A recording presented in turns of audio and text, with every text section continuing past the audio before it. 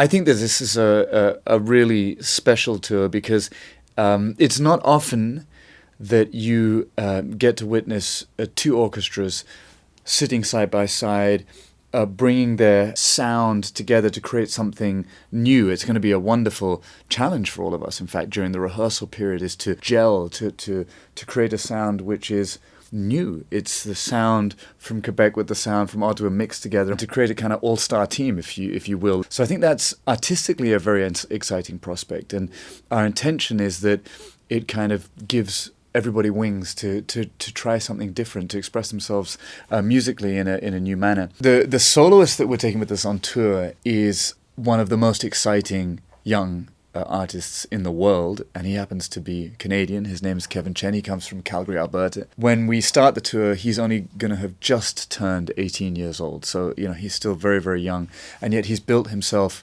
a superb reputation both nationally and internationally. In the last couple of years, he won not only the Geneva International Piano Competition, which is a very big deal, but the Rubinstein competition as well in Tel Aviv he won recently. These are some of the highest accolades you can receive as a young pianist. To receive them in his very young years is extraordinary. He's going to perform Saint-Saëns Piano Concerto with us, a very beautiful and well-known concerto. Many audience members may have heard it in the past and look forward to hearing it again. The piano concerto has been referred to as this journey from Bach to Offenbach, and it does do that. It has a sort of natural evolution and journey of change.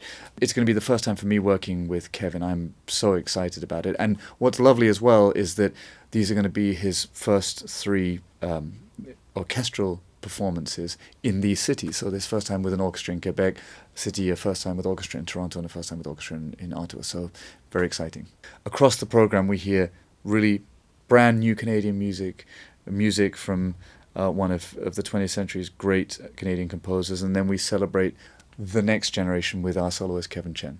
So the sort of foundational building block for this program was Etude's Fifth Symphony, which in itself takes Paul Éluard's poem Liberté as its own building block, a poem that refers to evolution, change, moving away from something dark into something more hopeful and something lighter. His symphony is full of contrasts. It has an evolution into this final movement where the choir joins in like Beethoven's Ninth Symphony.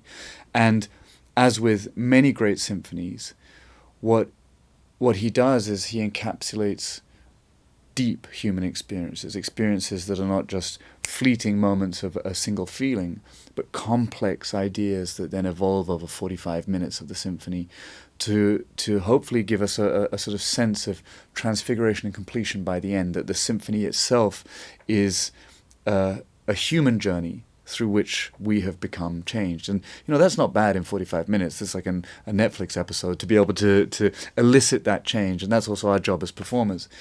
It could be argued that all art and all music does that in a sense, but I think coming into this program as a listener, if one's open to allowing the composers and then the artists who are interpreting it to take you on a journey of change, a journey of transition, where perhaps we kind of hang up our daily lives at the door as we come into the hall and we say, right, let's experience something completely other, something completely different. Let's put ourselves in the hands of composers with incredible vision. We just hope that our audiences grasp the opportunity to hear these three great organizations side by side with this great music and with this great soloist, because it was built for them.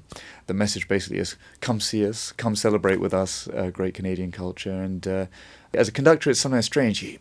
You pour your heart and soul into a performance, and then you go home and you just like have a glass of water and go to sleep. But there's so much you want to talk about. So I'm really looking forward to also on tour meeting our audiences, talking about what they found exciting or not, challenging or enriching about what we do. So I hope it's also a conversation point for that moment and then moving forward.